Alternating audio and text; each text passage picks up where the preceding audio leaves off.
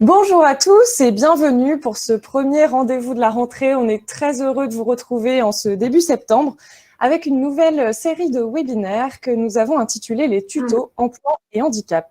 Avec une approche très pratique, ces rendez-vous virtuels vous sont proposés dans le cadre du marché Handipact Grand Ouest qui recouvre donc les 4 régions comme d'habitude, Bretagne, Centre-Val de Loire, Nouvelle-Aquitaine et Pays de la Loire. Pour animer ce webinaire aujourd'hui, nous sommes toutes les deux avec Emeline Simondet, bonjour, qui anime, elle, les réseaux Bretagne et Nouvelle-Aquitaine. Et je suis pour ma part en charge de la coordination des Handipact Centre-Val de Loire et Pays de la Loire. Nous sommes toutes les deux consultantes au cabinet ADO Conseil, qui porte donc ces 4 Handipact, cabinet qui s'est spécialisé au fur et à mesure des années sur les questions du handicap, de l'emploi et de l'inclusion. Bienvenue à tous. Alors, pourquoi ce webinaire? Pourquoi libérer la parole autour du handicap? Force est de constater que aujourd'hui, le plus grand frein à l'insertion des personnes en situation de handicap reste le regard des autres. C'est pourquoi, dans vos fonctions, la sensibilisation est un premier pas essentiel à toute politique handicap. Toutefois, elle ne se restreint pas seulement à afficher dans le hall d'accueil un joli flyer. L'idée étant vraiment de faire évoluer les mentalités, de faire évoluer les systèmes de pensée. Et pour ça, c'est un peu plus compliqué. Alors du coup, ce webinaire a pour objectif de nous permettre d'identifier les différents niveaux sur lesquels vous pouvez jouer, mais aussi de nous inspirer collectivement. Alors, ce matin, nous sommes accompagnés pour justement atteindre ces objectifs par Jessica Thébault, qui vient de nous rejoindre et qui est référente emploi accompagné dans le Loiret et qui nous apportera à la fois son regard de terrain, puisqu'elle accompagne au quotidien à la fois des personnes en situation de handicap, des employeurs, mais aussi des collectifs de travail, mais aussi son regard un peu plus d'experte, puisqu'elle est psychologue du travail. Or, Jessica, je me retourne vers vous justement. Est-ce que vous pouvez nous dire en quelques mots vos fonctions, ce qu'est le dispositif d'emploi accompagné et finalement nous dire surtout ce qui vous anime au quotidien dans votre travail? Bonjour à tous. Donc oui, Jessica Thébault, je suis psychologue du travail de formation, mais j'exerce ici en tant que référent emploi accompagné depuis début 2018, date de création du dispositif emploi accompagné dans le Loiret. Le dispositif emploi accompagné, c'est un dispositif financé par l'ARS, le FIP et la GFIP, et dont l'objectif est d'accompagner vers l'emploi en milieu ordinaire des personnes en situation de handicap, et notamment avec des handicaps psychiques, des troubles cognitifs, des maladies mentales. Donc c'est particulier dans le sens où on accompagne très peu de personnes, le volume est d'à peu près 20 à 22 personnes en situation de handicap accompagnées par référent. Un accompagnement de proximité, on est très disponible pour eux et pour les employeurs. On intervient dans le collectif de travail aussi, on est présent en côte à côte vraiment avec la personne dans son lieu de travail. Et puis du coup, voilà, c'est un accompagnement global parce qu'on est en relation avec les partenaires déjà existants, donc les services publics de l'emploi, les médecins, les psychiatres, les assistants sociaux, tous ceux qui interviennent vraiment dans le parcours socio-professionnel de la personne accompagnée. Et donc, voilà, ce qui nous anime au quotidien, c'est la variété des situations qu'on va rencontrer. Et la possibilité finalement de faire des petits vis-à-vis aussi, puisqu'on découvre plein de métiers différents, on accompagne des situations vraiment très différentes et c'est ce qui fait la richesse de ce métier-là. Merci beaucoup Jessica pour ces quelques premiers mots. Jessica va nous accompagner tout au long de la première partie consacrée donc aux enjeux de la sensibilisation. Ce webinaire, nous l'avons conçu donc en 2 parties. La première partie, on va revenir à la fois sur l'individu, le collectif et la structure. Et nous allons explorer notamment l'impact de nos représentations et des biais cognitifs qui nous traversent et voir comment les prendre en compte dans les stratégies de sensibilisation que nous allons mettre en œuvre.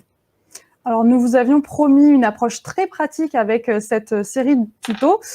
C'est pourquoi la deuxième partie de ce webinaire sera consacrée du coup à des témoignages d'employeurs qui viendront du coup nous présenter différentes actions de sensibilisation qu'ils ont pu mettre en place. Alors bien sûr, Jérôme le fait déjà à travers le chat, mais nous vous invitons tout au long de ce webinaire à interagir avec nous, avec les autres participants, en partageant du coup vos idées, vos réactions, vos interrogations. On a vraiment imaginé cette série comme un espace d'échange de pratiques, donc à vous de le faire vivre. Alors, pour vous faire justement participer, on va commencer par un premier sondage que vous retrouverez donc, qui va être publié dans quelques instants dans l'onglet sondage, avec une question. Pour vous, si on ne sensibilise pas au handicap, quel est le principal risque? Alors, il faudra choisir une seule réponse. Ce ne sera pas facile, mais on vous propose les choix suivants. Mon établissement risque de payer une forte contribution au FIP. Des agents vont s'isoler et ou se retrouver en difficulté. Des frustrations et conflits pourraient naître au sein des équipes. L'organisation va se priver de nouveaux talents. Ou des pratiques discriminatoires pourraient se développer ou perdurer. Alors, on va regarder vos premières réponses. Alors, pour l'instant, vous êtes une majorité à nous dire que des agents vont s'isoler, se retrouver en difficulté, ou que des pratiques discriminatoires pourraient se développer au sein de l'établissement. Mais finalement, on voit des réponses sur chacune de ces propositions, quasiment, sauf la contribution au FIP, même si c'est aussi une réalité. Je pense que vous avez peut-être eu des difficultés à choisir et finalement, chacune de ces propositions, c'est des réalités que vous pouvez ressentir au quotidien. Et finalement, vous avez tous un petit peu raison. Jessica, peut-être vous qui êtes au contact d'établissements, d'équipes, de personnes en situation de handicap, pour vous, quels sont les principaux enjeux en termes de sensibilisation? Oui, alors c'est un petit peu tout ça à la fois. Je pense qu'aujourd'hui, on est en présence de personnes initiées ou en tout cas sensibles au sujet. Donc, assez peu de personnes ont voté pour la contribution au FIP. Mais pourtant, c'est une réalité. Hein, et il nous arrive aussi d'avoir des employeurs qui nous contactent en nous disant clairement, moi, il faut que je fasse attention financièrement et c'est pour ça que je veux des personnes en situation de handicap. C'est pas les plus faciles à satisfaire, c'est sûr. Maintenant, toutes les réalités sont là. Hein. On observe beaucoup de votes pour les agents isolés et en difficulté, les pratiques discriminatoires. J'ai en tête, nous, une situation qu'on accompagne depuis le début du dispositif emploi accompagné, en fait, où une collectivité nous avait sollicité en urgence, véritablement, pour un agent en grande difficulté, très, très isolé, puisque du coup, plus personne ne lui parlait au sein de son service. Il était plus souvent en arrêt maladie que présent sur son lieu de travail. Un agent donc qui présente une pathologie psychique. Et pour le coup, voilà, on a essayé d'intervenir dans le service en rencontrant un à un les agents pour comprendre un petit peu leur position, les difficultés qu'ils rencontraient. Et en fait, il y avait véritablement, du fait de cette inclusion qui s'était très mal faite avec l'agent en situation de handicap, chacun nourrissait dans son coin des rancœurs, avait le sentiment que la personne occupait un poste qu'il n'était pas en mesure de tenir, etc. Ça créait beaucoup de conflits. Donc, du coup, il y avait des pratiques discriminatoires qui s'étaient mises en place. Donc, on ne lui parlait plus, il ne fallait pas aller le voir parce que ça risquait de créer des soucis, etc. Donc, tous les points évoqués là étaient vraiment, vraiment existants. Et la solution pour nous, ça a été vraiment de changer l'agent de service complètement pour obtenir une amélioration de sa situation puisqu'il est devenu performant, etc., présent sur son lieu de travail. Alors, ça va de soi que ça prend du temps. Ça fait déjà 1 an que le service est différent et qu'il y a encore des périodes difficiles. Les maladies psychiques, les troubles mentaux, c'est aussi cyclique. Il y a des périodes d'amélioration et il y a des périodes où ça va moins bien. Donc du coup, c'est un travail de longue haleine véritablement. Mais là où je tiens à relever ceux qui l'ont mentionné, l'enjeu, c'est aussi se priver de nouveaux talents. On accompagne des personnes super compétentes, qu'elles soient très qualifiées ou non. On accompagne du bac+5, du bac+8, mais des personnes sans diplôme très compétentes dans leur domaine. Et pour le coup, l'enjeu, il est aussi sur celui-là, sur les compétences, parce que voilà, si on n'inclut pas correctement, on passe à côté véritablement de personnes qui peuvent apporter beaucoup à l'organisation. Alors, en effet, Jessica, vous venez de repointer du doigt un petit peu les enjeux.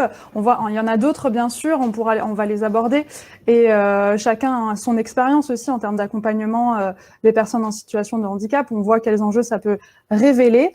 Mais Quand on regarde du coup ces différents enjeux qu'on a pu mettre en avant dans ce quiz, on remarque que finalement, la sensibilisation ne se joue pas simplement au niveau de la personne en situation de handicap elle-même, elle va se jouer aussi au niveau de l'équipe, mais aussi au niveau de l'encadrement et de la direction. Donc justement, allons un peu plus loin avec ces différents niveaux. On va parcourir en effet la culture de l'institution, le collectif, l'individu. La culture de l'institution, finalement, la sensibilisation va se confronter à la culture d'entreprise qui existe, ou la culture de l'institution, peut-être dans la fonction publique, car c'est cette culture qui aussi suggère la politique handicap, la politique RSE qui va être mise en place dans l'établissement. Or, on peut se poser la question, quelle vision cette culture porte sur l'inclusion et quel récit est fait collectivement de la différence au sein de l'institution? Au niveau du collectif de travail, l'impact de la sensibilisation est à penser dès le recrutement, en passant par l'accueil, en allant jusqu'au maintien de la personne en situation de handicap dans son métier. En se posant justement la question, est-ce que finalement l'équipe est accueillante? Est-ce qu'elle n'a pas vécu une expérience qui pourrait être vécue comme un frein justement à cette insertion? Et est-ce que, finalement, quel est son regard face à la fragilité, face à la différence? Et enfin, la sensibilisation se joue également au niveau de l'individu. On va se poser la question de quelle représentation cet individu va-t-il être porteur? Quelle expérience l'a confronté dans sa décision de taire son handicap parfois? Ou au contraire, peut-il devenir ambassadeur de cette cause sur différentes actions que vous allez pouvoir mettre en place? La sensibilisation va probablement, au niveau de l'individu, se jouer en plusieurs étapes, tout au long d'un accompagnement, finalement, tout au long d'un parcours. On comprend donc, et c'est ce qu'on a essayé de vous montrer sur le schéma, que la sensibilisation se joue sur 3 niveaux. Donc, vous l'avez compris, la culture de l'institution, le collectif de travail et l'individu. Alors, on va s'arrêter d'abord sur la culture de l'institution, car faire évoluer la conscience collective, ou plutôt la culture d'entreprise, la culture de l'institution, si vous préférez, est souvent incontournable. On peut faire de très beaux discours sur la diversité. Si ce discours se confronte à des injonctions sur en termes de compétitivité, quelle va être l'efficacité de ce discours? À quel point il va être compris et en même temps crédible par rapport à tout ça? Et à ce titre, la fonction publique est aussi concernée, puisque même si elle porte en elle les valeurs du coup de la solidarité, qu'elle porte les valeurs également de l'intérêt général, elle va tout de même, si elle se rapproche des injonctions de l'entreprise et du coup des critères d'efficacité, elle peut aussi se fermer à la différence de l'autre. Pourtant, le concept d'inclusion est de plus en plus mis en avant au sein des politiques publiques et au sein des politiques publiques notamment de handicap. Pourtant, comment la faire vivre justement si on s'intéresse davantage à la compensation du handicap et du coup à un peu freiner, effacer la différence de l'autre, plutôt que justement se concentrer sur la richesse de l'individu lui-même, qu'il soit en situation de handicap ou pas. C'est vrai, Emeline, tu as mentionné la notion d'inclusion. On en parle beaucoup en ce moment. Mais qu'est-ce que c'est au fond l'inclusion? C'est vrai que fut un temps, on parlait plutôt d'intégration. Et aujourd'hui, on entend parler de société inclusive, d'école inclusive. Alors, c'est pas seulement un tour de passe-passe rhétorique. Il y a des vraies différences entre les deux. Et c'est ce qu'on essaie de montrer à travers ce schéma qui s'affiche à votre écran. La différence entre exclusion, intégration ou inclusion. Alors, l'intégration, c'est tenter de se rapprocher de la norme. Finalement, en compensant le plus possible le handicap, en gommant au maximum les différences qui vont exister. Ici, finalement, c'est à la personne de changer pour se fondre dans le moule, pour s'adapter à son environnement et pour faire partie de la sphère. Alors l'inclusion, et nous voyons bien sur le schéma qui va se réafficher sur votre écran, c'est au contraire de repenser les frontières de la norme en élargissant le cadre aux différences. Ici, c'est bien à l'environnement de changer pour que les singularités trouvent toute leur place. Nous devons alors nous demander si nos modes de management prennent en compte la diversité. si nous ne faisons pas des messages contradictoires tels que nos postes sont ouverts aux personnes en situation de handicap, ce qu'on peut retrouver souvent sur des offres d'emploi, sans vraiment avoir repensé l'organisation pour accueillir justement ces personnes en situation de handicap. Est-ce que nous sommes vraiment prêts finalement à nous adapter, à nous ouvrir à ces différences? Alors l'idée que nous voulions vous faire passer à travers cette première partie sur la culture de l'organisation, c'est que la sensibilisation vise bien évidemment à susciter des déclics, à faire vivre des émotions, mais son rôle principal est avant tout de faire évoluer les modes de pensée et à changer le récit.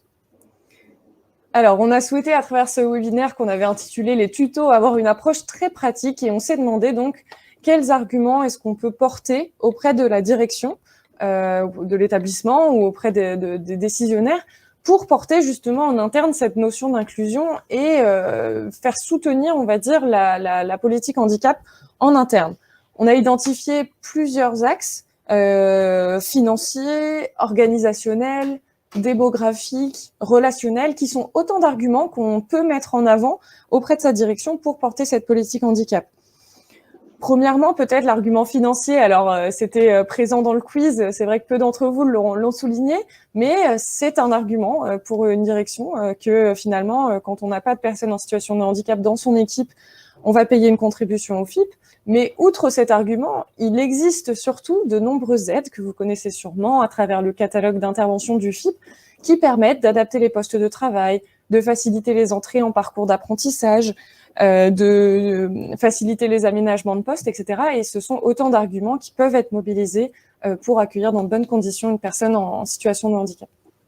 Alors, autre l'argument financier que nous comprenons qui peut paraître aussi difficile à mobiliser parce que c'est pas forcément celui qu'on a plus envie de mettre en valeur, il y a également l'argument organisationnel, c'est-à-dire qu'accueillir une personne en situation de handicap, il faut le voir aussi comme une occasion d'innover, de se réinventer, de revoir les processus et finalement de faire de l'amélioration continue. Alors, je me doute que vous avez plein d'exemples par rapport à ça, par rapport à votre accompagnement des personnes en situation de handicap au quotidien. Moi, personnellement, quand on me parle justement de cet argument organisationnel, je repense à une entreprise qu'on avait rencontrée qui avait mis en place une souris scanner pour un de ses collaborateurs qui avait une déficience visuelle et qui avait besoin du coup de scanner ses documents pour pouvoir les lire, avoir son lecteur vocal au niveau de son ordinateur qui puisse lire les documents. Et en fait, l'outil était tellement pratique que l'ensemble du secrétariat s'en est aussi doté pour pouvoir justement arrêter de faire des allers-retours dans leur bureau pour aller jusqu'à l'imprimante, jusqu'au scanner. Donc, on voit bien avec ce petit exemple que finalement, des outils qui sont mis en place pour les personnes en situation de handicap, là pour le cas d'une déficience au niveau visuel, eh bien, ça peut remobiliser tout le collectif et rechanger les processus et gagner en efficacité. Alors, on a également, pour poursuivre sur notre petit schéma, les différents arguments, l'argument démographique, hein, finalement, c'est une réalité connue par tous, à la fois le vieillissement de la population et donc d'un certain nombre d'agents de la collectivité, mais également en cette année si particulière, l'émergence en tout cas l'identification de nouvelles personnes vulnérables avec cette période de Covid-19, l'émergence de plus en plus de maladies chroniques qui sont peut-être plus identifiées également, je ne sais pas. En tout cas, cette réalité est indéniable, existe dans toutes les organisations, surtout quand on sait aujourd'hui dans les statistiques qu'en moyenne, une personne sur deux dans sa vie va se retrouver peut-être à un moment, de manière temporaire ou permanente, en situation de handicap. C'est une réalité qui existe et l'idée, c'est de ne pas la nier, en tout cas d'en prendre conscience au sein de l'organisation. Enfin, dernier argument, l'argument relationnel, puisque finalement, accueillir une personne en situation de handicap, c'est aussi finalement s'ouvrir à la diversité, s'ouvrir à la différence et s'ouvrir à de nouvelles compétences. Comme le disait tout à l'heure Jessica, je pense notamment aux entreprises de la Silicon Valley ou plus proche peut-être notre ministère des Armées qui mise par exemple sur les compétences de focalisation que peuvent avoir les personnes ayant des troubles du spectre de l'autisme pour justement gagner en efficacité dans leur service. Alors justement, en parlant du coup des compétences dont vous parliez tout à l'heure, Jessica, vous, quels sont les arguments finalement qui fonctionnent le mieux lorsque vous voulez convaincre une direction? Donc, c'est pas une question facile parce qu'il n'y a pas d'argument miracle qui fonctionne à tous les coups. Ça serait tellement plus simple pour nous. Non, il y a autant d'arguments qui fonctionnent que d'employeurs. C'est vraiment du sur-mesure pour le coup. C'est vraiment parce qu'on connaît déjà l'employeur en amont qu'on sait le mieux sur quel axe prendre les choses, ou c'est bien en discutant aussi dans un premier échange qu'on se rend compte que voilà, lui, il a peut-être déjà aussi des personnes qui sont en situation de handicap en entreprise et donc ça lui parle, donc on va jouer plutôt sur tel ou tel axe.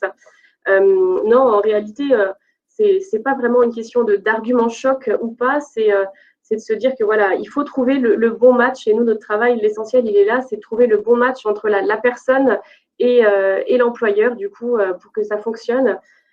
Et puis essayer de déstigmatiser un petit peu les choses aussi avec et l'employeur et la personne. On accueille parfois des personnes en situation de handicap qui ne pensent plus être adaptées pour le milieu ordinaire à force d'échecs, tout comme on rencontre des employeurs qui ne veulent plus recruter de personnes en situation de handicap parce qu'ils ont eu des difficultés par le passé. Et nous, notre travail, il est de leur démontrer que si on trouve la bonne personne et que l'organisation joue le jeu, ça peut fonctionner. Très souvent, voilà, il y a une personne qu'on désignera comme référent dans l'entreprise ou tuteur en quelque sorte de la personne qu'on va intégrer dans le service. Et puis du coup, voilà, il y a un attachement qui va se faire, il y a une bonne relation qui va se créer. Et puis, j'essaie de dire aux employeurs qu'il n'y a pas de poste qui soit fondamentalement inadapté aux personnes en situation de handicap. Parce que des fois, on nous dit, mais on dit, ah non, mais chez nous, ce poste-là, c'est pas possible, on ne peut pas prendre de travailleurs handicapés. Et je leur dis, mais il y a autant de types de handicap que d'individus, donc on peut pas fermer la porte d'emblée et se dire que ce ne sera pas compatible. À eux de nous expliquer voilà, comment ils fonctionnent et à nous de leur dire, voilà, peut-être qu'on peut revoir le poste, revoir le descriptif de la fonction et trouver quelqu'un qui saura vous satisfaire parce que tout le monde va jouer le jeu, et la personne, et nous par l'accompagnement, et l'organisation parce qu'elle en aura réellement envie, quoi.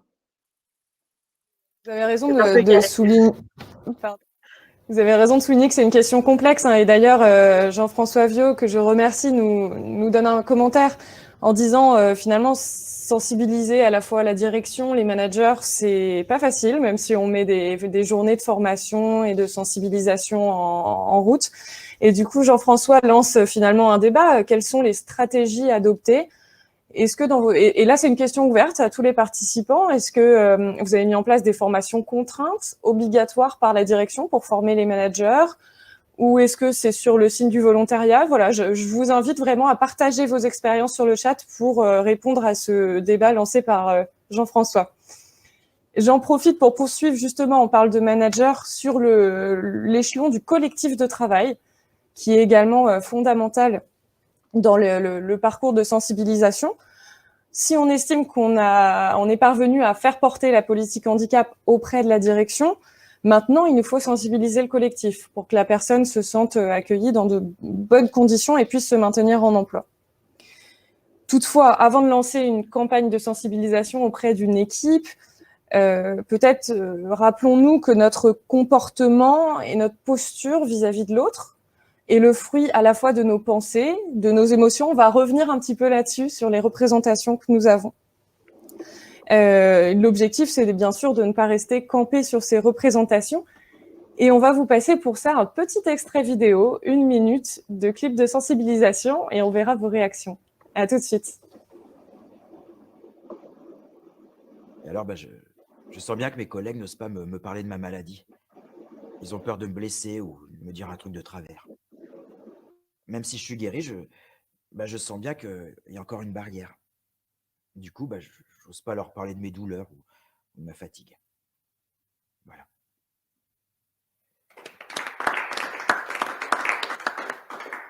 Merci Jean-Yves.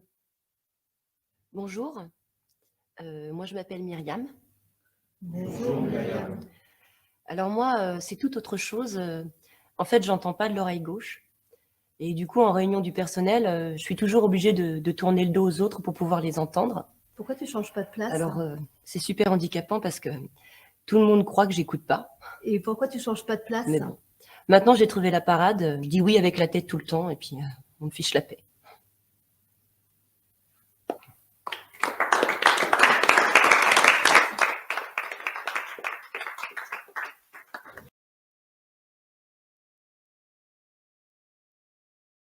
Nous souhaitions vous montrer cette petite vidéo humoristique. On espère que vous l'avez appréciée. C'est une vidéo de sensibilisation qui a été faite du coup là avec des vrais acteurs. Mais l'idée, c'était de vous montrer que finalement, même si là, on est dans un groupe de parole où les personnes échangent sur leurs difficultés avec leur handicap, même dans ce cadre-là, on se confronte à une situation d'incompréhension où la situation de handicap peut susciter des frustrations. On l'a vu, la personne à côté, finalement, n'a rien dit, alors que concrètement, on lui expliquait la problématique que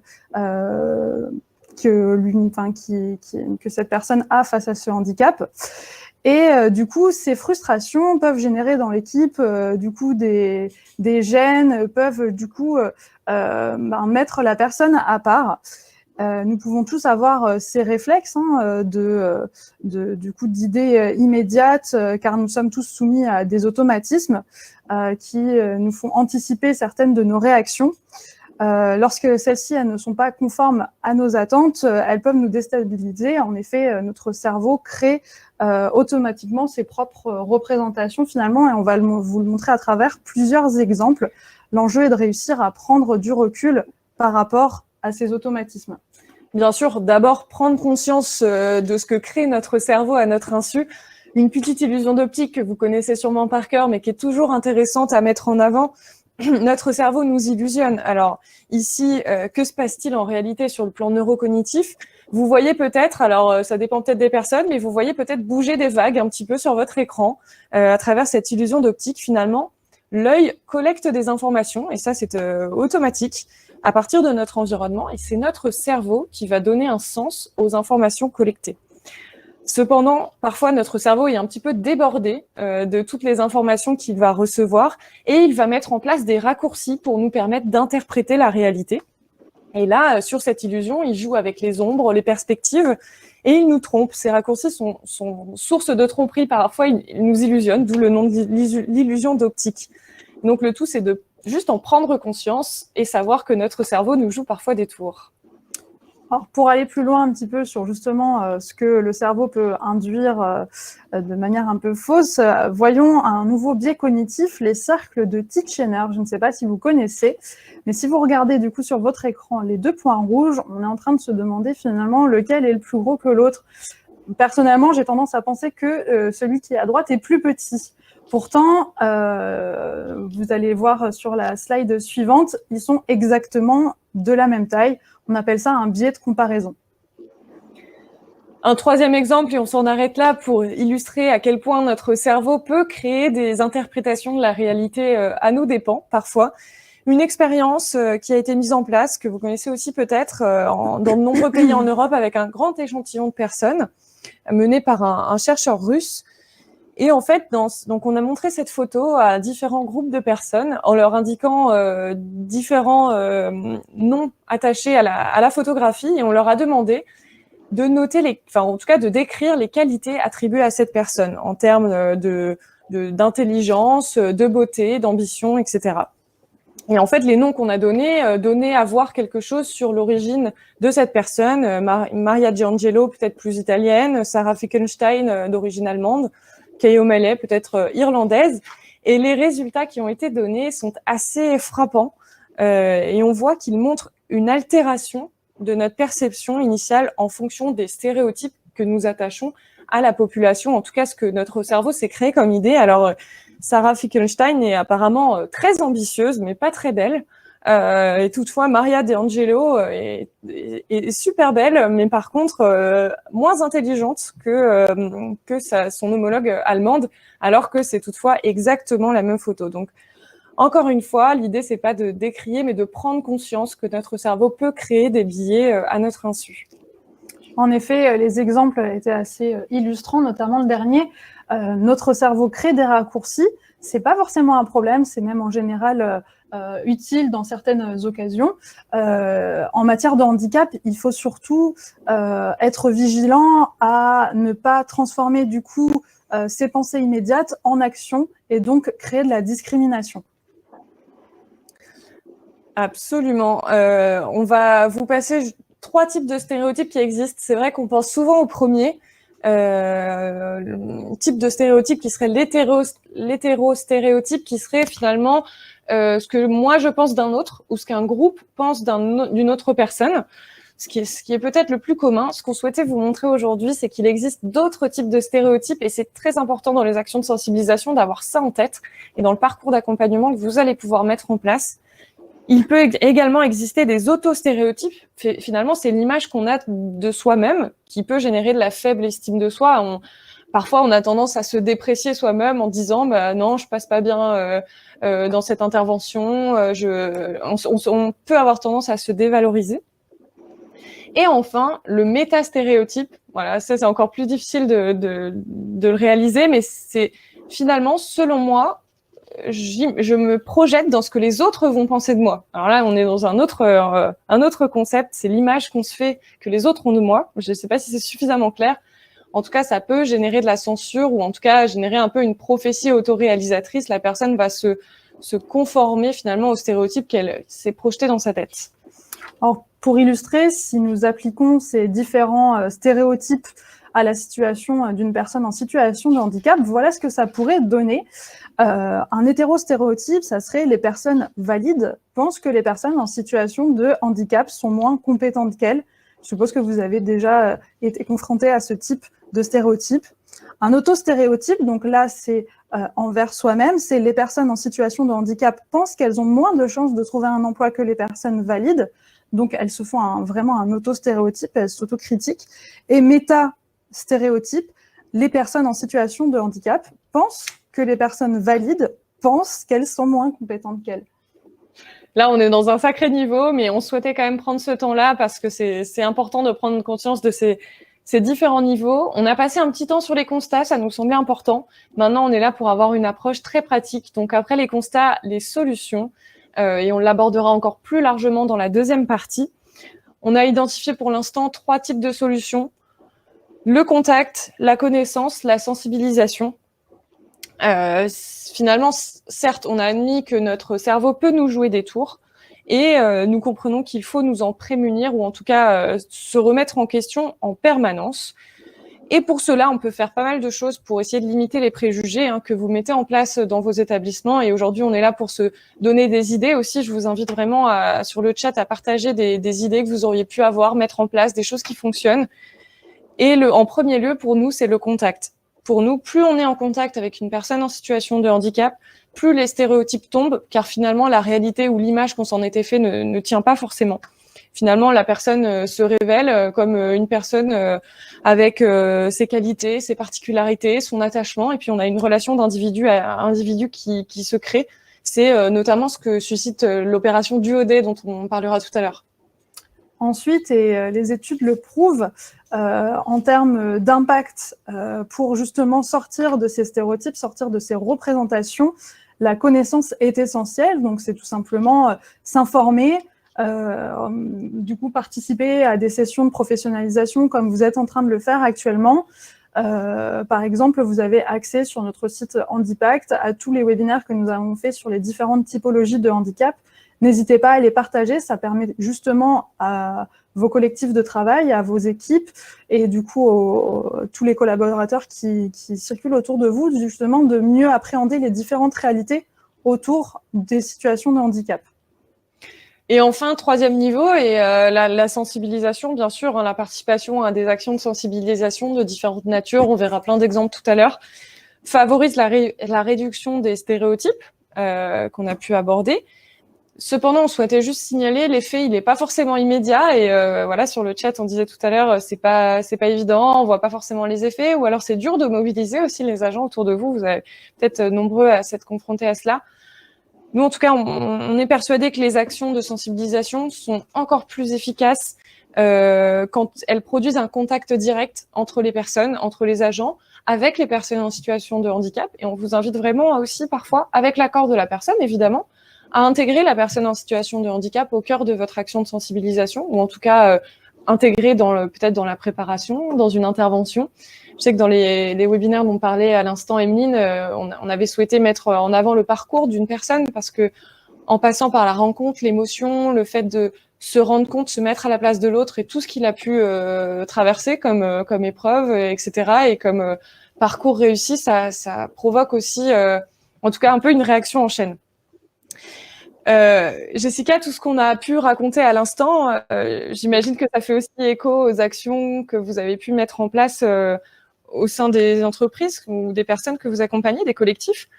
Est-ce que vous pouvez peut-être nous en dire quelques exemples et quels enseignements vous en tirez aujourd'hui? Oui, alors du coup, c'est vrai que les actions, les lourdes actions de sensibilisation, celles qui engagent du temps, on ne peut pas en faire forcément beaucoup. Nous, notre quotidien pour aller vers les employeurs de la manière la plus simple possible, c'est surtout de faire des immersions, des stages, donc d'envoyer les personnes en situation de handicap avec nous dans le collectif de travail. Ça désamorce un petit peu parfois les choses, ça permet encore une fois, de déstigmatiser un petit peu le handicap. Mais surtout, voilà, nous, dans le cadre du dispositif emploi accompagné, on fait partie d'un collectif lié à la SEPH. Et ce collectif, du coup, dans le Loiret, intervient à la demande de certains employeurs pour sensibiliser leurs équipes de travail. En fait, donc, on est déjà intervenu plusieurs fois donc, en collectif auprès de tous les salariés d'une entreprise. Pour sensibiliser au handicap. Alors, on est passé par l'aspect ludique parce que c'était celui qui permettait de rallier le plus facilement. Alors, c'est vrai que quand les salariés sont arrivés à la sensibilisation, ils arrivent tous un petit peu fermés, les bras croisés, du genre, qu'est-ce qu'on va nous sortir encore? Une formation de plus redondante sur le thème du handicap. Les managers avaient déjà eu aussi cette formation. Bon, ça leur paraissait un peu lourd. Et puis voilà, l'aborder sous le côté ludique, ça a vraiment facilité les choses.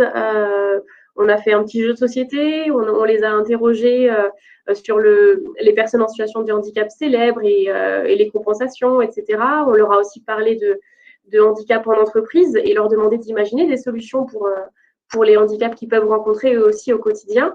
Et puis, on les a mis en situation. On les a fait... le plus facile, c'était pour nous de les mettre en situation de handicap auditif et de handicap visuel. Donc, on les a fait un petit peu travailler là-dessus. Et puis, finalement, ça a été libérateur et c'était l'objectif aussi, c'était vraiment libérer la parole, puisque au fur et à mesure de cette session-là, les gens sont venus à nous dire « Ah ben oui, mais c'est vrai que moi, j'ai aussi quelqu'un dans mon entourage qui est en situation de handicap, il a rencontré telle difficulté, et puis moi aussi, je m'aperçois que finalement, j'entends pas si bien, est-ce que je pourrais faire quelque chose ?» Et puis voilà, ça les a vraiment plus libérés et leur a permis de comprendre le cheminement et les difficultés que peuvent rencontrer certains collègues ou de leur entourage finalement quand il s'agit de parler de handicap. Donc la sensibilisation, elle est plus facile sous l'aspect ludique que sous l'aspect purement formel et théorique. On fait aussi une dernière action qui s'appelle le Handi-Move Emploi. Et là, on accompagne des personnes en situation de handicap en entreprise. Donc, on demande bien sûr aux entreprises avant si on peut venir les rencontrer. Et puis, on vient simplement échanger sur leur métier et puis prendre des infos, etc. Ça permet de mobiliser la personne, de la rendre actrice et puis d'aller au-devant des entreprises. Donc voilà, c'est deux petits exemples de types de sensibilisation qu'on peut faire nous aussi. Bon, le message est passé. En tout cas, si on a des personnes du Loiret qui nous écoutent, vous aurez peut-être des sollicitations. Super. Alors du coup, pour avancer et pour finir sur cette première partie, passons à la partie individuelle, puisque notre direction et notre équipe sont désormais sensibilisées au handicap. Vous avez déjà eu plusieurs exemples de la part de Jessica. Donc, il nous reste du coup à lever les freins qui pourraient subsister auprès de la personne en situation de handicap. Et pour cela, nous vous proposons un nouveau quiz. Donc, rendez-vous sur l'onglet sondage qui se trouve à droite de vos écrans. Nouvelle question, quel intérêt pour l'agent d'obtenir une reconnaissance de la qualité de travailleur handicapé? Encore une fois, vous n'avez qu'une réponse possible. Est-ce qu'il s'agirait du coup d'un aménagement de poste de travail? Est-ce que l'intérêt serait d'avoir accès à des formations dans le cadre d'une reconversion ou d'un reclassement? L'intérêt serait-il d'avoir un accompagnement qui soit technique ou humain? Une facilitation dans le maintien dans l'emploi ou autre? Et dans ce cas, on vous invite à vous rendre sur le chat pour spécifier l'idée que vous aviez. Alors, on va commencer à voir vos réponses qui s'affichent. C'est aussi assez... il n'y a pas de réponse claire et nette sur cette question. Vous mettez en avant plutôt 3 points. l'intérêt que vous avez l'air de mettre en avant du coup pour inciter l'agent à obtenir une RQTH, ça serait avant tout d'avoir un aménagement de poste de travail, d'avoir un accompagnement donc technique ou humain, ou de faciliter le maintien dans l'emploi. Donc, évidemment, il n'y a pas de, encore une fois, hein, il n'y a pas de bonne réponse dans la mesure où on fait vraiment du sur-mesure. Et je pense que vous avez peut-être encore eu des difficultés à choisir une seule réponse. On aurait envie presque de tout cocher parce que en effet, ça va être au cas par cas aussi selon les agents qu'on rencontre.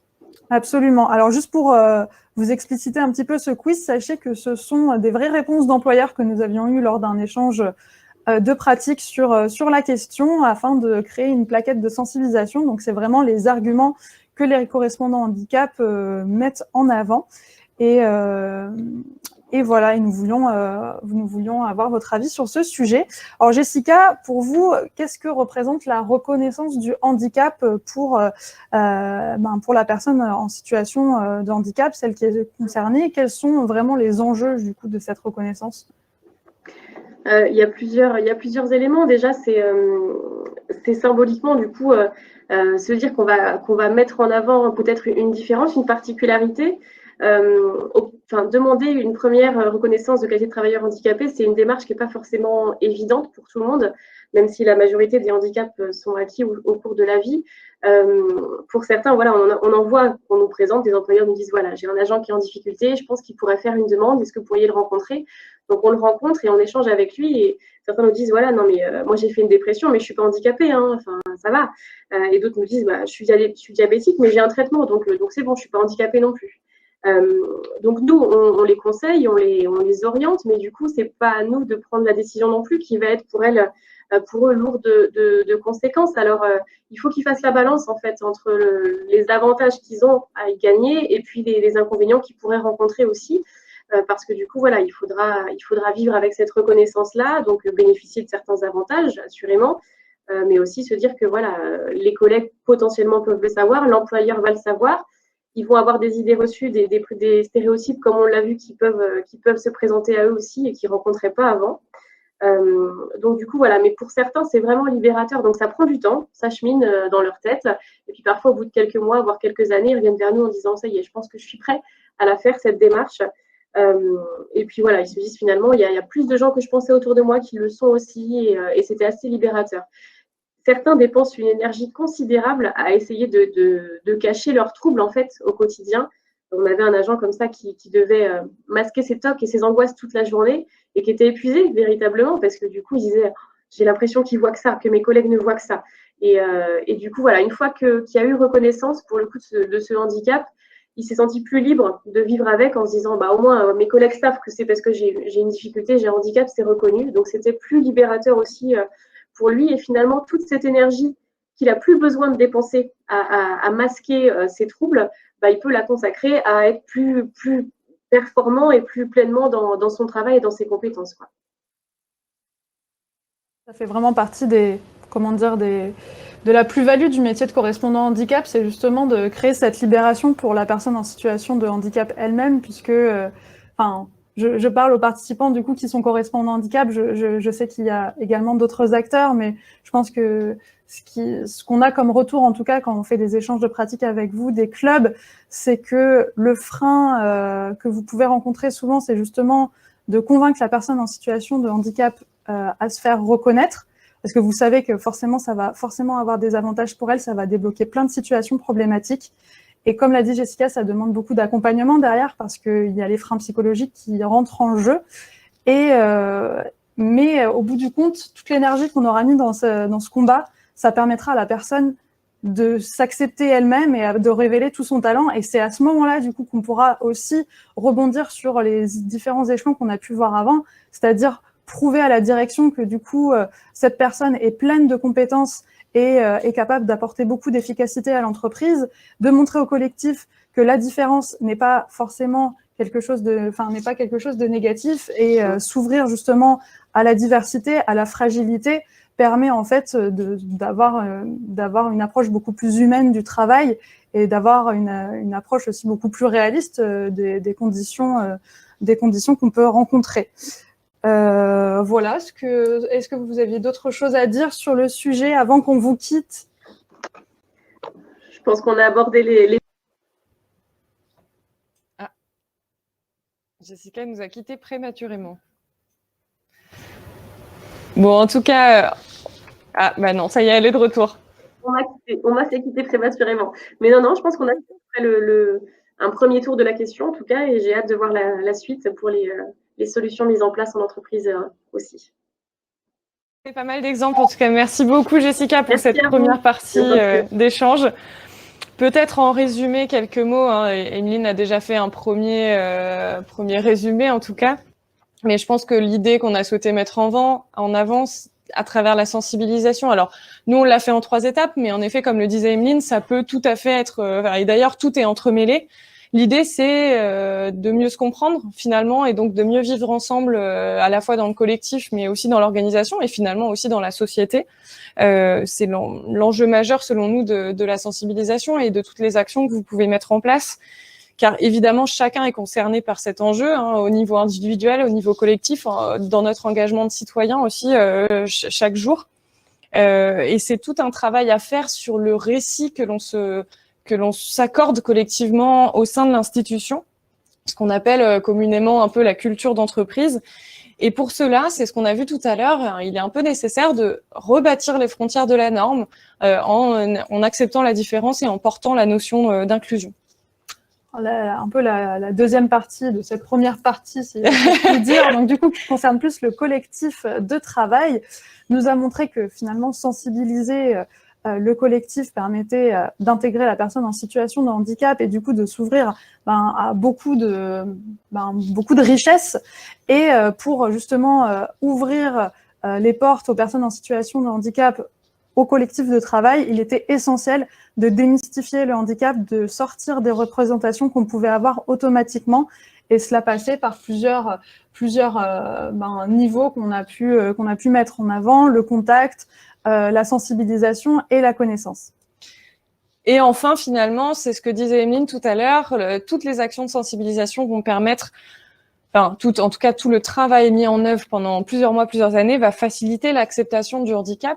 Mais plus généralement, j'aurais envie de dire, même au-delà du handicap, cela permettra à chacun de se révéler à la fois dans ses fragilités, dans sa différence, dans ses particularités. Finalement, c'est à travers votre travail que vous mettez en œuvre, c'est donner les moyens à chacun d'accéder à son plein potentiel, de pouvoir s'exprimer tel qu'il est et être authentique chaque jour à son travail. Et finalement, j'aurais envie de dire que c'est valable pour tout un chacun, pas seulement des personnes en situation de handicap. Et là, on se rapproche presque de ce qu'on avait pu aborder lors de précédents webinaires sur le développement personnel et sur mieux se connaître chacun. Et c'est aussi tout ce travail de sensibilisation que cela permet. On va passer maintenant, après cette partie, à de nombreux exemples. On a souhaité, comme on vous l'a dit, une approche très pratique.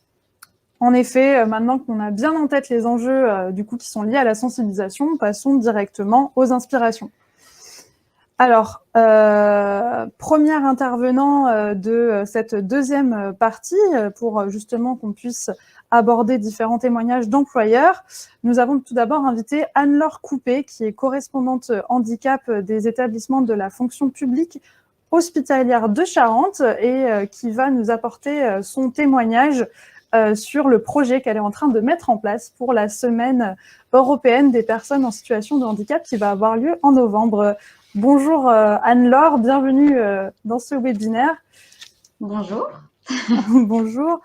Alors, pouvez-vous justement nous expliquer ce projet, en quoi il consiste, de quelle idée il est parti et du coup, ensuite, on pourra vous poser des questions plus sur les difficultés que vous avez rencontrées, etc.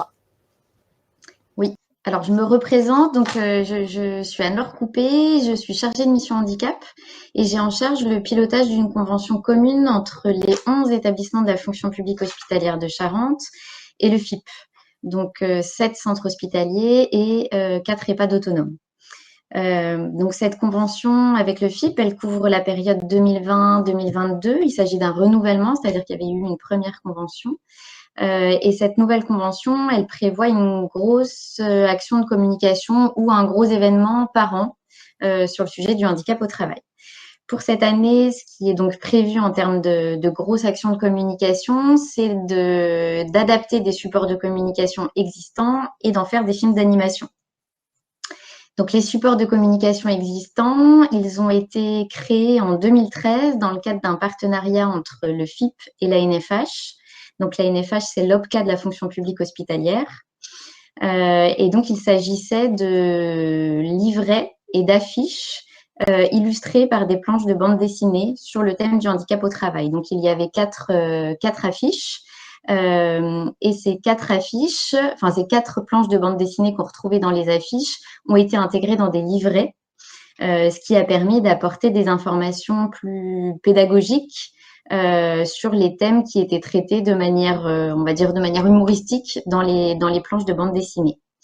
Donc, ce qu'on a prévu de faire et ce qu'on a commencé à faire, c'est dans un premier temps d'actualiser ces livrets et ces affiches. Donc, il y a plein de choses qui n'étaient plus à jour, des logos qui n'étaient plus bons, et puis des informations, des chiffres, des statistiques, ou même d'autres éléments qui n'étaient plus d'actualité. Donc, on va les actualiser, on va les rééditer et on va les mettre à disposition des établissements de Charente qui n'avaient jamais utilisé ces supports, même s'ils étaient mis à disposition par l'ANFH. Les établissements n'en avaient pas connaissance et ne les avaient pas utilisés jusqu'à présent. Donc pour eux, ça restera une nouveauté. Et en parallèle, nous allons réaliser 4 films d'animation qui reprennent les bandes dessinées qui figurent sur les livrets et les affiches. Donc concrètement, ce sont des personnages qui échangent. Donc ces personnages et leurs échanges vont être animés comme dans un dessin animé. Voilà, donc ces échanges vont durer environ 45 secondes et ils seront suivis d'une partie plus des animations graphiques qu'on appelle du motion design et qui viendront apporter les éléments qui figurent dans le livret, donc les éléments plus pédagogiques. Voilà. Donc on aura 4 vidéos d'environ 1 minute. Donc ce travail-là, il est conçu par une agence de communication, l'agence de communication parisienne qui avait travaillé à l'époque pour réaliser les livrets et les affiches. Donc ils vont nous remettre ces 4 vidéos que nous validerons nous et ensuite nous remettrons ces 4 vidéos à un studio d'animation d'Angoulême qui s'appelle Andidou Film et qui est spécialisé dans l'incrustation d'interprètes en langue des signes dans les vidéos. Donc ces 4 vidéos vont être doublées en langue des signes. Voilà, donc on avance sur ce sujet-là. Juste pour préciser sur du coup ce projet, je pense qu'il y a beaucoup d'employeurs qui se posent la question, mais comment vous avez réussi à financer ce projet? Ce serait intéressant de nous montrer le montage. Alors, comment on a réussi? Oui, c'est assez coûteux. Ah, on a perdu Anne-Laure quelques instants, je pense qu'elle va se reconnecter.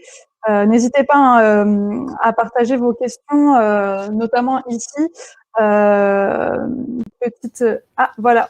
C'est bon, je suis de retour. Je disais qu'effectivement, c'était un projet qui était assez coûteux, mais qui était moins coûteux que si on était reparti à zéro. C'est-à-dire que là, on repart de supports existants. Donc, il n'y a pas tout le travail de dessin, de scénario, etc. qui est à refaire, puisqu'on les a dans des livrets ou dans des affiches. Donc, pour rechercher les financeurs, dans un premier temps, il a fallu avoir l'idée de partir là-dessus, sur ces films d'animation. Ensuite, il a fallu faire réaliser des devis pour avoir déjà une idée à peu près du coût et pour pouvoir insérer ce coût-là dans le projet de conventionnement avec le FIP. Puisque moi, quand je suis arrivée sur mon poste ici, j'ai eu en charge de poursuivre le travail de la personne qui était là avant moi sur la conception de la nouvelle convention. Donc, du coup, j'ai pu intégrer ce projet dans le projet de conventionnement avec le FIP. Je l'ai mis dans l'axe innovation pour ceux qui sont sous convention avec le FIP. Je l'ai mis dans l'axe innovation. Le FIP a accepté ce projet-là. J'avais échangé avant avec notre DTH qui m'avait dit que ce serait bien de chercher un cofinanceur et de mettre ça en avant dans le projet de conventionnement, le fait que ce soit cofinancé. Donc, je me suis adressée à la NFH qui avait donc précédemment financé les premières affiches et livrets. qui a accepté de cofinancer le projet. Donc, du coup, on a un cofinancement, un financement total du projet par le FIP et par la NFH. Pour la précision. Alors, je vois que quelqu'un demande également, parce que je sais que vous avez participé du coup à l'élaboration des premiers outils, donc de la BD plus support papier. Est-ce que vous avez collaboré du coup avec des personnes en situation de handicap, avec des correspondants handicap pour développer ces outils? Non, les affiches et les livrets, alors ils ont été faits à l'époque, donc comme je le disais, en 2013. Donc il y avait une convention nationale entre la NFH et le FIP à cette époque-là. Et la convention nationale, elle intégrait des projets régionaux. Donc moi j'étais j'étais chargée de mission handicap et je pilotais un projet régional en Champagne-Ardenne à cette époque-là. Et donc on a travaillé avec la responsable communication de la NFH sur ce sujet, et puis moi et le responsable des projets de la NFH. Ok, alors autre question du coup pour revenir sur le projet de la BD. Comment ça va se passer concrètement? Quand est-ce que vous allez le lancer? Comment les personnes y auront accès? Et puis du coup, plein de personnes se demandent, est-ce que finalement ça sera accessible librement derrière? Alors, comment on va procéder? Donc, du coup, on a sélectionné les prestataires. Donc, comme je le disais, le prestataire qui va réaliser les films d'animation, c'est celui qui avait réalisé les affiches et les BD. Et puis ensuite, on a sélectionné donc l'autre prestataire qui est un studio d'animation d'Angoulême pour le doublage en langue des signes française. On a déjà bien avancé, c'est-à-dire que le premier travail fait par la boîte de com parisienne, c'était de retravailler l'existant. Donc, il a fallu redessiner les personnages pour pouvoir les animer par la suite. Il a fallu retravailler un petit peu le scénario parce que ce qu'on voit sur une planche de BD unique qui prend une page, c'est pas forcément les discours qui vont être tenus par les personnages dans un film d'animation. Donc ça s'appelle un storyboard. J'y connais rien, hein, mais j'apprends avec eux. Donc les 4 storyboards sont terminés et ont été validés et on en est à l'étape de la finalisation d'une première vidéo. Donc avec l'animation 2D comme je vous disais et puis l'ajout de la partie motion design derrière. Donc on en est là. Ensuite, une fois que ça se sera validé, on donnera au studio d'animation d'Angoulême. Et puis donc le travail qui nous reste à faire nous en interne, c'est de déterminer la manière dont on va utiliser ces supports pendant notamment la semaine pour l'emploi des personnes handicapées cette année et comment on va les utiliser par la suite. Donc il y a une réunion qui est prévue avec l'ensemble des référents handicap des établissements pour définir traiter de ce sujet entre autres. Donc on a déjà quelques idées. Donc l'idée c'est d'utiliser les affiches, donc de déterminer ensemble les lieux les plus stratégiques où mettre ces affiches-là. C'est de remettre les livrets peut-être dans le cadre de la tenue de stand pendant la semaine pour l'emploi des personnes handicapées. C'est de diffuser une vidéo par jour.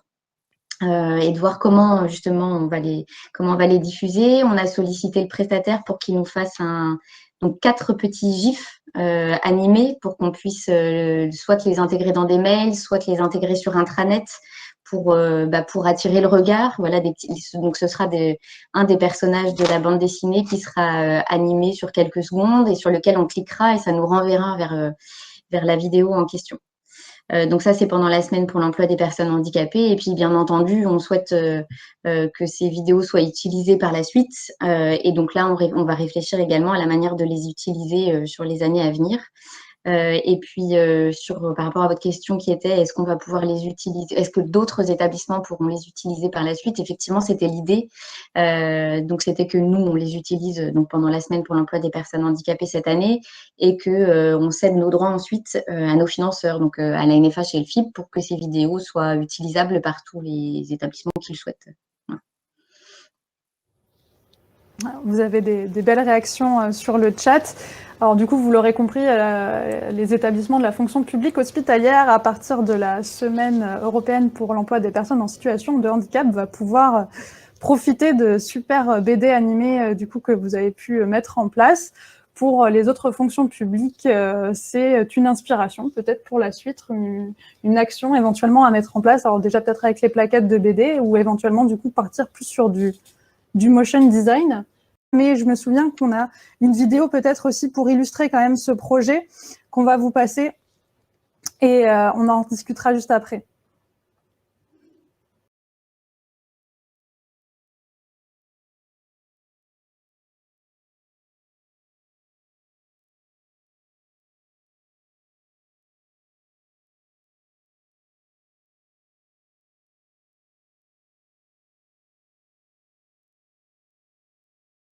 Super, donc on vient de voir à quoi pouvait ressembler la première vidéo. Alors si j'ai bien compris, Anne-Laure, suite à cette petite série de bandes dessinées, normalement il y a encore 15 secondes pour présenter un dispositif particulier du style la RQTH ou qu'est-ce que la MDPH.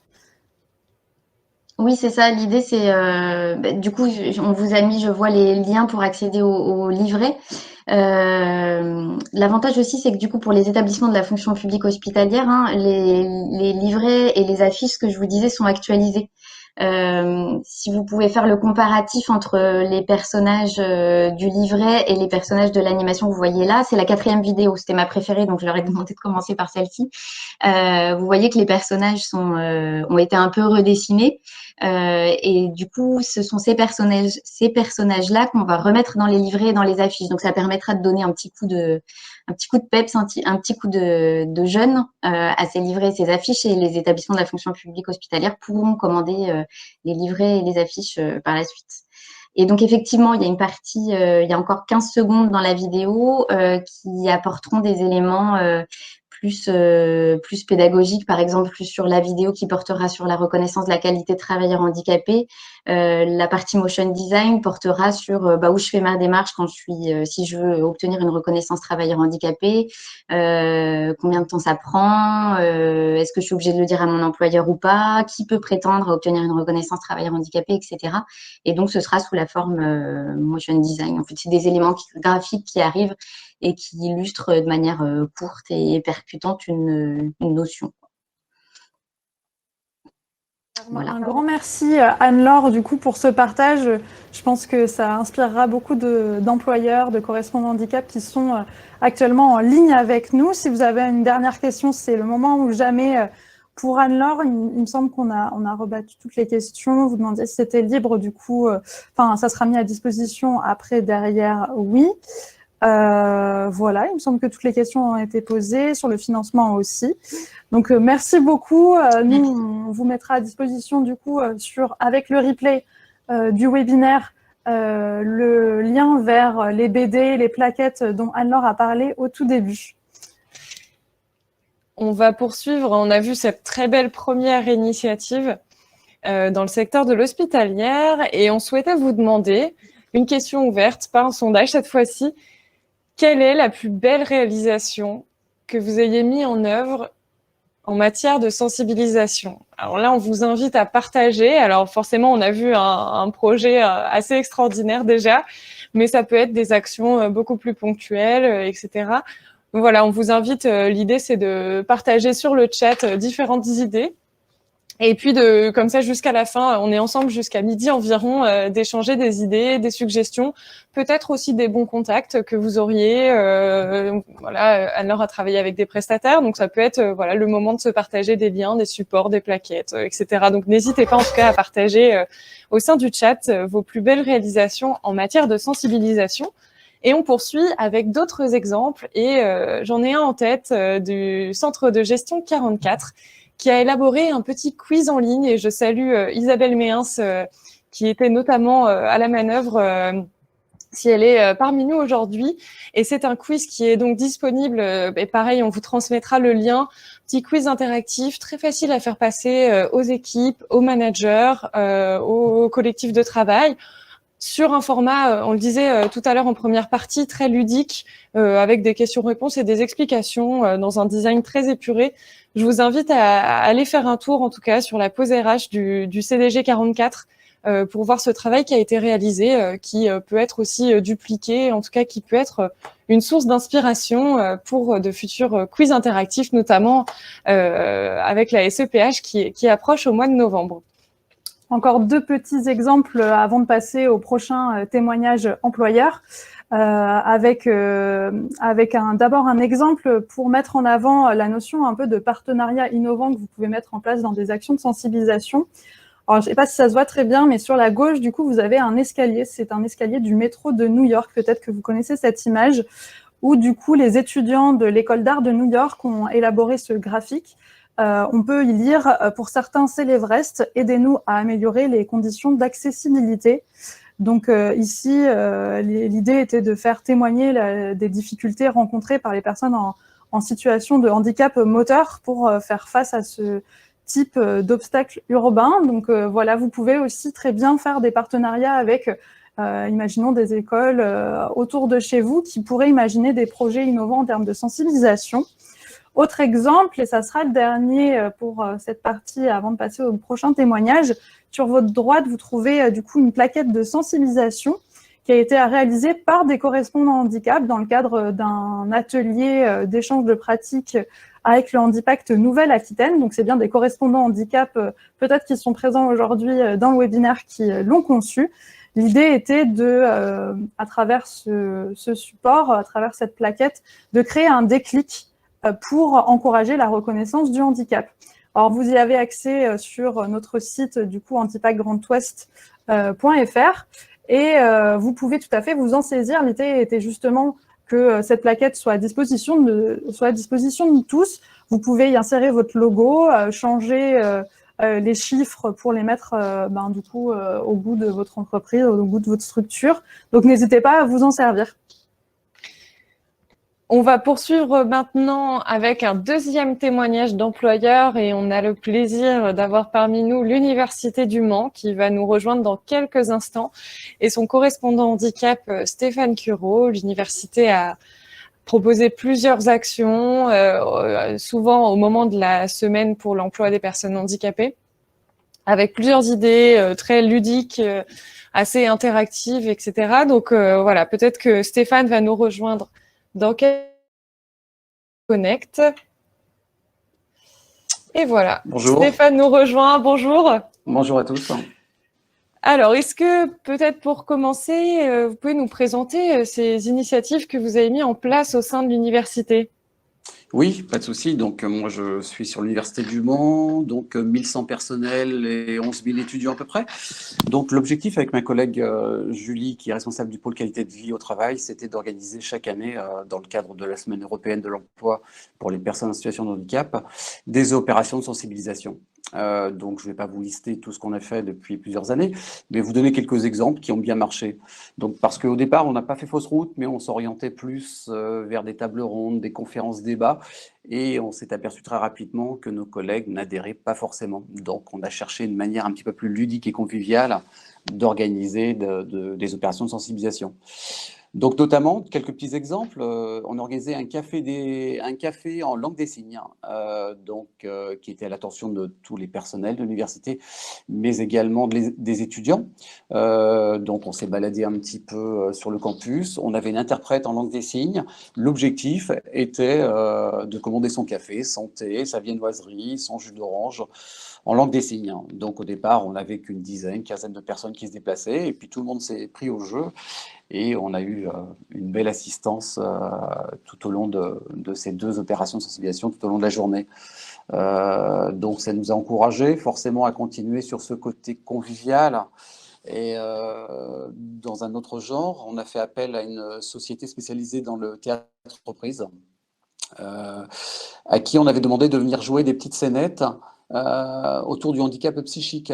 Alors là, il n'y avait pas d'inscription au préalable, dire qu'on avait 2 acteurs professionnels qui se baladaient partout sur le campus. Alors, comme vous pouvez le voir à l'écran, ils allaient dans les couloirs, aux portes des bureaux, et ils se mettaient à jouer leurs scénettes de façon assez forte, audible, et les gens se demandaient ce qui se passait. Tout le monde sortait de son bureau, et les gens, encore une fois, ont beaucoup apprécié. Alors, on est allé dans les bureaux, nous sommes allés dans les cafétérias pour rencontrer les étudiants, à l'entrée de la bibliothèque universitaire également. Donc, c'était une belle réussite.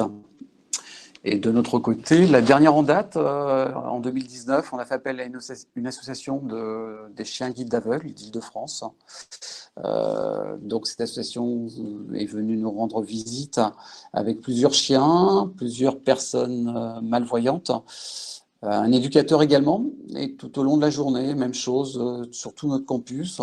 On a fait des petits parcours pour voir un petit peu toutes les difficultés que pouvaient rencontrer les personnes malvoyantes, mais aussi des petits quiz avec des questions sur le coût d'un chien. Est-ce qu'un chien avait la possibilité de rentrer dans une salle de cours? Est-ce que le chien pouvait rentrer également dans un restaurant universitaire? Voilà, donc toujours cet aspect ludique pour essayer d'accrocher. Et on s'aperçoit qu'on pense être sur la bonne direction, puisque d'année en année, les gens nous demandent alors qu'est-ce que vous allez organiser la prochaine année. Voilà, on a de plus en plus de... Ça y est, c'est devenu un rendez-vous incontournable. Voilà, c'est ça. Et quelle a été un peu la réaction des agents? Alors maintenant, ça a été mis en place depuis plusieurs années, mais Jessica nous disait ce matin, enfin tout à l'heure, parfois les agents étaient un peu dubitatifs au début, et puis petit à petit sont venus à la rencontre des actions, enfin en tout cas mises en place. Quelle a été chez vous la réaction des agents? Même chose, hein, comme je vous le disais à l'instant même, c'est que chaque année, ils nous demandent si on va organiser des choses. Donc on voit maintenant, ils attendent ces événements. Ils sont un petit peu plus sensibles, moins de clichés sur le handicap. On en discute tout au long de l'année. On s'aperçoit qu'effectivement, ils ont un autre regard sur le handicap. Et puis, une belle réaction, notamment de la part de nos agents en situation de handicap. Parce que depuis ces opérations, on s'aperçoit que chaque année, ils sont de plus en plus nombreux à venir nous voir, à se déclarer. Donc, voilà, on commence à récolter, je crois que c'est Jessica, tout au début de son intervention, disait qu'effectivement, il fallait attendre un certain temps avant de récolter les fruits d'une véritable politique handicap. Et là, c'est la même chose. Là, on commence à récolter les fruits de ces différentes organisations les 5-6 dernières années. Est-ce que vous avez pu identifier vous nous avez parlé des ingrédients de réussite un peu, hein, le fait que ce soit ludique, interactif. Est-ce que vous avez eu encore des difficultés là dans les dernières années à contourner pour réussir à mettre en place ces actions? Non, on a une direction qui nous laisse carte blanche, hein, qui nous soutient dans nos démarches. Après, c'est trouver les moyens d'accrocher tout le monde. Et puis de faire perdurer ces événements. Alors l'événement, c'est sûr, c'est sur un temps très court. On est obligé aussi tout au long de l'année, notamment dans la semaine qualité de vie au travail en juin, de mettre un petit peu de sensibilisation handicap. On n'a pas eu forcément de grosses difficultés à organiser. Pas vraiment. J'en ai pas à l'esprit là. Et on a François Chavenon qui nous demande dans le chat comment est-ce que vous parvenez à évaluer la sensibilité de la communauté de travail ou des équipes au handicap. Est-ce que c'est dans les couloirs, on a des discussions suite aux actions qui ont été menées, ou est-ce que vous parvenez vraiment à évaluer un peu le changement des mentalités? Parce que c'est ça qu'on aborde aussi ce matin. C'est difficile, hein, c'est difficile d'évaluer. Alors, on s'aperçoit que chaque année, on a de plus en plus de monde. Déjà, c'est une très bonne évaluation pour nous. Voilà, les gens sont contents de venir partager un petit moment, mais on s'aperçoit aussi que lors de ces moments, on discute beaucoup autour du handicap. Les gens se disent, mais effectivement, moi, j'ai un collègue qui a certaines difficultés, peut-être qu'il est atteint par son handicap, je ne vais pas le regarder de la même manière. C'est toujours compliqué d'évaluer. Je vous dis, pour nous, l'évaluation, c'est de plus en plus de monde chaque année, c'est de plus en plus de personnel en situation de handicap qui viennent nous voir, qui demandent un accompagnement. Je crois que c'est les meilleurs curseurs de notre évaluation. Absolument. Mais en tout cas, merci beaucoup pour ce partage d'expérience. Je pense que ça va aussi donner des idées, des inspirations. On est tous un peu en quête d'idées. En tout cas, on reçoit souvent vos coups de téléphone pour nous dire, mais est-ce que pour la SEPH, qu'est-ce qu'on peut mettre en place cette année? En tout cas, là, on aura vu à travers le témoignage de l'Université du Mans que on peut aussi s'appuyer sur les partenaires locaux. Alors, vous aviez fait appel à l'association des chiens guides d'aveugles. C'était une association régionale? Région Île-de-France. Région Île-de-France, d'accord. Ils se sont déplacés. Oui, on avait un personnel de notre université qui était impliqué dans cette association et qui a facilité le contact. Mais on pouvait très bien faire la même chose avec la région Pays de la Loire. En tout cas, voilà, ne pas hésiter à aussi solliciter des acteurs sur le territoire. On avait aussi le dispositif emploi accompagné à travers Jessica qui nous disait ce matin qu'ils pouvaient parfois, alors bien sûr selon leur disponibilité, mais intervenir. En tout cas, bien penser à solliciter les partenaires du territoire. Et puis, au sein de l'établissement, moi, ce que je retiens de votre témoignage, c'est vraiment d'aller vers l'agent, en tout cas dans des lieux de passage, dans des lieux de convivialité, et de créer ces espaces de parole où on va pouvoir discuter un peu librement et le but de ce webinaire, libérer la parole autour du handicap. Merci à vous. Est-ce que vous aviez peut-être un dernier message à faire passer ou c'était bon pour l'instant ? Non. Je tiens à rassurer les collègues qui souhaiteraient organiser ce genre d'opération. Ce n'est pas très coûteux. Si nous, on préfère alors mettre peut-être un petit peu plus sur une grosse opération une fois par an, mais ce ne sont pas des opérations très coûteuses. Le café en langue des signes, c'est pas très coûteux. L'association Chien Guide d'Aveugle, c'est des associations à but non lucratif, donc même chose. Non, franchement, c'est des opérations qui portent leurs fruits et à moindre coût. Super. Bon, en tout cas, c'est vrai que c'est aussi une préoccupation. Donc, merci de cette précision très utile et merci Stéphane pour votre présence ce matin. À bientôt. Au revoir. À bientôt. Et justement, autre initiative à moindre coût et qui permet de favoriser la rencontre, c'est Duo Day. Alors, je pense qu'il y en a beaucoup qui l'ont mis en place les dernières années et qui en feront largement la promotion encore mieux que moi sur le chat. Et je pense que vous pouvez aussi retrouver de nombreuses vidéos, témoignages d'employeurs à la fois sur Duo Day, sur Handipact et aussi sur le FIP. L'idée est simple pour ceux qui ne connaissent pas, c'est tout simplement de faire un duo avec une personne en situation de handicap pendant une journée de travail typique et lui montrer ce qu'on fait. Alors, il n'y a aucun engagement à la fin pour cette personne en situation de handicap. L'idée n'est pas forcément de l'embaucher derrière. C'est pas une immersion dans le sens stage d'essai, mais bien une immersion professionnelle pour que la personne en situation de handicap découvre de nouveaux métiers et pour la personne qui l'accompagne, mais aussi le collectif de travail qui aura le plaisir de partager cette journée avec cette personne, ça sera aussi l'occasion de démystifier le handicap. Et donc du coup, cette année, ça devait avoir lieu le 14 mai, mais bien sûr, à cause des conditions sanitaires, ça n'a pas pu avoir lieu. Et ça aura lieu du coup le 19 novembre pendant la semaine européenne pour l'emploi des personnes en situation de handicap. Donc n'hésitez pas à vous inscrire, ça ne coûte rien, il suffit juste de s'inscrire sur le site et de dire qu'on est du coup disposé à accueillir pendant une journée une personne pour lui faire découvrir son métier. Je pense qu'on a balayé désormais plusieurs initiatives et je vous remercie également pour toutes vos contributions sur le chat et les idées de sensibilisation. En tout cas, j'espère que vous repartirez de cet échange inspiré et gonflé de nouvelles idées et belles perspectives pour la suite. Peut-être quelques mots pour résumer cette deuxième partie d'exemple. On a vu à travers des plaquettes, des affiches et vous en connaissez, vous en avez sûrement aussi produit chez les uns et chez les autres. Cela permet dans un premier lieu d'instaurer un climat bienveillant au sein de l'organisation et d'assurer un premier niveau d'information. On l'a vu à travers les vidéos motion design, expliquer ce que c'est la RQTH, ces acronymes qui ne parlent évidemment pas à tout le monde. Et donc apporter un premier niveau d'information à travers différents outils pratiques que vous retrouverez aussi sur Internet à travers différents partenaires qui mettent à disposition ces informations. Et ce que nous avons essayé de démontrer aujourd'hui, c'était que ce niveau-là d'information est un premier niveau dans la sensibilisation et que pour susciter un changement en profondeur, c'est à travers le contact, la rencontre, des moments où on vit une émotion, où on partage la réalité de ce que peut vivre la personne en situation de handicap, qu'on va susciter des déclics dans les représentations, dans l'appréhension du handicap. Et en tout cas, c'est aussi vers ce niveau-là, à travers des rencontres ludiques, interactives, etc., qu'on va pouvoir avoir un impact encore plus fort. Peut-être finalement, pour conclure autour de ce webinaire, alors on m'indique qu'il y avait une question. Avez-vous des exemples pour sensibiliser et valoriser la pratique sportive ? Alors, j'en ai aucun qui me vient en tête à l'instant, mais j'en appelle à toutes les personnes qui sont encore connectées à voir si peut-être vous avez déjà mis en place quelque chose dans votre établissement sur ce sujet.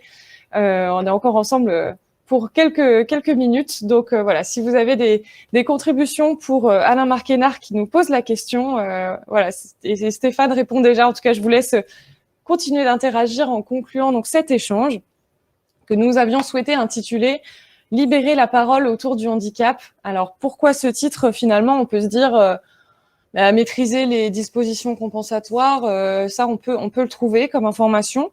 Identifier les actions à mener à travers un plan d'action. On peut également trouver collectivement ces informations. Cependant, je pense à votre niveau de correspondant handicap, responsable RH, etc. Ce qui va être vraiment l'enjeu phare, c'est de faire changer les mentalités, de faire évoluer la pensée des individus et à la fois du collectif. Et c'est là que réside la véritable complexité, hein, parce que la relation humaine, par nature, elle est complexe.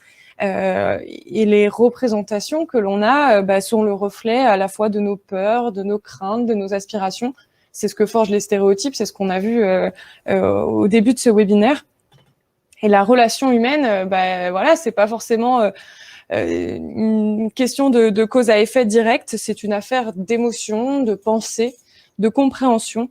Et c'est cela qui va être le vecteur de notre comportement. Et en tout cas, ce qu'on a essayé de montrer ce matin et ce autour du quoi on a essayé d'échanger, c'est que seule la parole, les espaces de dialogue vont pouvoir faire évoluer les représentations que l'on a de l'autre, de la différence, de la diversité. Finalement, on aurait eu envie de vous partager une petite citation, peut-être que Jérôme l'écrira sur le chat, mais une citation de Jacques Salomé qui nous dit « Libérer la parole », c'est mettre des mots pour penser les mots, M-A-U-X. En tout cas, libérer la parole, ça nous permet aussi de se livrer nous-mêmes et de permettre à l'autre de se livrer tel qu'il est et non pas comme nous pensons qu'il est.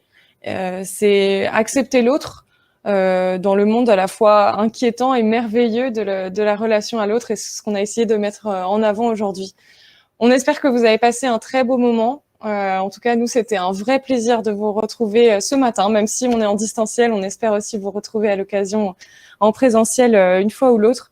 Merci beaucoup pour votre écoute. On va vous donner quelques informations sur les prochains rendez-vous et puis on vous retrouve très bientôt. En effet, merci beaucoup pour votre présence, pour toute l'interactivité que vous avez pu donner à ce chat et pour toutes les autres inspirations, parce que nous avions collecté effectivement des témoignages d'employeurs, mais vous avez aussi beaucoup d'expérience en la matière, donc n'hésitez pas à continuer tout au long de l'année à partager tout ça à travers du coup les rencontres qu'on organise, mais aussi à travers le forum.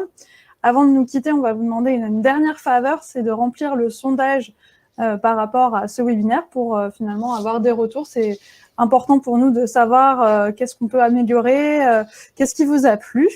Et donc, juste pour finir avec un dernier mot, c'était le premier rendez-vous aujourd'hui de notre série de webinaires, les tutos handicap et emploi, qu'on a voulu vraiment comme une approche pratique. À chaque fois, on aura des témoignages qui permettront d'illustrer du coup et d'aller plus loin et d'aller plus vers une approche pratico-pratique de la problématique. Et donc, notre prochain rendez-vous, le tuto 2, c'est agir en partenariat avec les entreprises adaptées et les ESAT. Donc, rendez-vous le jeudi 8 octobre. Jérôme va vous faire parvenir le lien sur le chat. Ça ne s'affiche pas à votre écran, mais le tuto 3, c'est mettre en place la période de préparation au reclassement. On avait déjà fait un webinaire pour appréhender plus les dispositions légales, pour comprendre, c'était au moment où elle venait de sortir, donc pour comprendre exactement de quoi il s'agissait. Maintenant, c'est d'avoir des retours d'expérience, savoir comment ça a été mis en pratique, quels ont été les freins, les difficultés, les succès que les employeurs ont rencontrés quand ils ont mis en place du coup ce dispositif particulier. Ça sera le 5 novembre. Et enfin, le tuto 4, prendre en main les aides du FIP. On va vous présenter, en tout cas une personne au niveau national du FIP va présenter le catalogue des aides, ou en tout cas certaines aides très spécifiques qui peuvent soit être les aides majeures, soit des aides qui posent souvent problème, et donc du coup un peu expliciter les manières de les solliciter. Et aussi la plateforme qui va changer d'ici la fin de l'année. Et donc, du coup, pour vous la présenter et vous expliquer comment l'utiliser, et ça sera le jeudi 10 décembre, à chaque fois aux mêmes horaires, donc 10h30, midi. Et un petit mot pour finir, vous avez vu aujourd'hui qu'on a fait intervenir des témoignages d'employeurs parce que c'est ce qui nous enrichit collectivement et c'est vraiment la vocation de ces temps d'échange. Alors, je lance un appel à ceux qui sont encore connectés. Si vous avez travaillé avec un EA, une EA, un ESAT, si vous avez mis en place une période de préparation au reclassement, on lance un appel à témoignages pour que vous puissiez aussi contribuer, enrichir les échanges et puis qu'on puisse échanger. Donc, n'hésitez pas à nous écrire sur nos adresses mail, nous passer un coup de téléphone. On aura grand plaisir à échanger sur vos expériences pour en faire bénéficier à chaque fois le collectif des employeurs et faire jouer un peu la solidarité entre les uns et les autres. On vous remercie pour votre présence ce matin. J'avais plaisir d'être avec Emeline tout au long de ce webinaire et on se retrouve la prochaine fois. À bientôt. très bientôt. Au revoir.